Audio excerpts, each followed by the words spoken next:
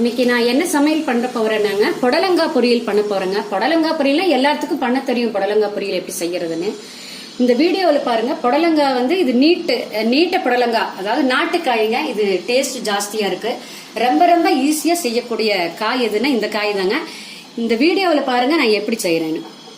புடலங்காய் பாருங்க எவ்வளவு நீளம் இருக்குதுன்னு பாருங்க. 3.25 அடி இருக்குது. ஒரு அடிக்கு இருக்கிற மாதிரி கூடையா கொஞ்சம் பருமனா இருக்கு. அது வந்து ஹைபிரிட் புடலங்காய்ங்க. இது வந்து நாட்டு புடலங்காய். இந்த புடலங்காய் வந்துங்க ரொம்ப டேஸ்டா இருக்கு செஞ்சோம்னா. இப்ப ஹைபிரிட் புடலங்காய் இருக்குது இல்லைங்களா, அதை கட் பண்ணும் போதே பாருங்க நார் நாரா வரும்.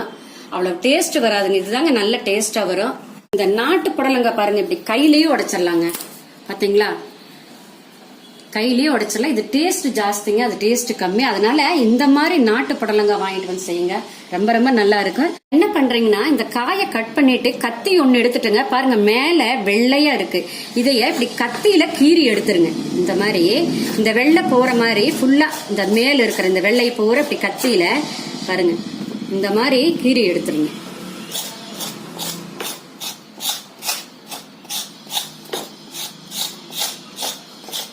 வெள்ளையா இருக்கிறதெல்லாம் கீறிட்டு பாருங்க காய் கழுவி வச்சிருக்கிறேன். இப்ப என்ன பண்றேன்னாங்க பாருங்க, இந்த மாதிரி காயை துண்டு போட்டுக்கோங்க.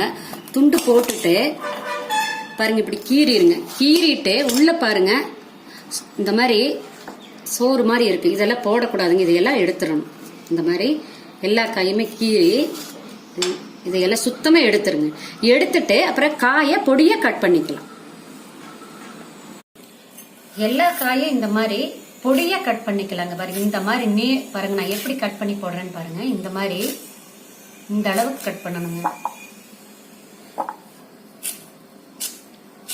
அப்படி கட் பண்ணி போடணும். காயெல்லாம் கட் பண்ணியாச்சுங்க. இப்ப என்ன பண்றோம்னா, இந்த காய்க்கு தேவையான அளவு கல் உப்பு எடுத்துக்கலாங்க. கல் உப்பு போட்டுட்டு கொஞ்சம் மஞ்சத்தூள் போட்டு என்ன பண்றாங்கன்னா, இப்படி கையில கலக்கி அப்படியே அமுத்தி வச்சிருங்க. எதுக்கு இந்த மாதிரி செய்யறது அப்படின்னா, இந்த புடலங்காய் வந்துங்க நீர்க்காய், தண்ணி வருங்க. அதாவது நீர் வரும். தாளிக்கும் போது வதன்னு இருக்குங்க. இந்த மாதிரி செய்யும் போது அந்த தண்ணி வடிஞ்சிருங்க. அந்த தண்ணியை நிறுத்திட்டு நம்ம காய் மட்டும் எடுத்து தாளிப்போம். அப்ப காய் வந்து நல்ல டேஸ்ட் வருங்க. பாருங்க ஒவ்வொரு இடத்துல புடலங்காய் பொரியல் வைப்பாங்க ஹோட்டல்கள்ல, வதன்னு இருக்குங்க. நல்லாவே இருக்காது, கலரும் நல்லா இருக்காது. இது வந்துங்க பார்த்தாலே சாப்பிடணும் போல தோணும். அந்த மாதிரி செய்யணுங்க. இப்ப நான் அது மாதிரிதான் செய்யறேன். இந்த மாதிரி அமுத்தி வச்சுட்டு வெங்காயம், பச்சை மிளகாய், தேங்காய் இதெல்லாம் ரெடி பண்ணிக்கலாங்க காய் தாளிக்கிறதுக்கு. இந்த மஞ்சத்தூள் உப்பும் போட்டு எவ்வளவு நேரம் இருக்கணும்னாங்க, இந்த தாளிக்கிறதுக்கு வெங்காயம், பச்சை மிளகாய் இதெல்லாம் கட் பண்ணணும், தேங்காய் சரவி வைக்கணும். இது ரெடி பண்ற வரைக்கும் இருந்தா போதுங்க. வாணலி அடுப்புல வச்சுக்கோங்க. எண்ணெய் ஊத்திக்கோங்க. காயிட்டும் ஆயில் காஞ்சாச்சுங்க. கடுகு போட்டுக்கலாம். கடலம்பருப்பு கொஞ்சம், வெள்ளுளுங்க பருப்பு, சின்ன வெங்காயம் பொடியா கட் பண்ணியிருக்காங்க, அது போட்டுடலாம். இந்த காய்க்கு வந்துங்க வரமிளகாயும் போடக்கூடாது, சாம்பார் தூளும் போடக்கூடாது. பச்சை மிளகாய் இப்படி பொடியா கட் பண்ணிக்கணும். கருவேப்பிலை போட்டு நல்லா செவக்க வதக்கி விட்டுக்கலாங்க. வெங்காயம், பச்சை மிளகாய் எல்லாம் செவக்க வறுத்தாச்சுங்க. இப்ப காய் பாருங்க, நம்ம உப்பு போட்டு அமுத்தி வச்சோம் பாத்தீங்களா, எவ்வளவு தண்ணி வந்திருக்குன்னு பாருங்க. இப்ப என்ன பண்றேன்னா, இந்த காய் இப்படி பிழிஞ்சிட்டு வாணலியில் போட்டுருங்க. தண்ணி இல்லாம இப்படி எடுத்து போடுங்க.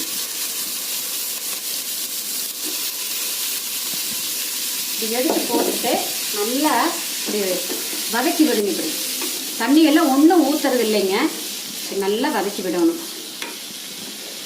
எல்லா காயும் பாருங்க தாளிக்கிறதுக்கு போட்டாச்சு. பாருங்க எவ்வளவு தண்ணி இருக்குன்னு பாருங்க. இந்த தண்ணியை இது கூட ஊத்தக்கூடாது, அந்த பக்கம் ஊத்திடணும். என்ன இப்படி தண்ணி வடிச்சுட்டா சத்து போயிடும் நினைச்சுக்காதீங்க.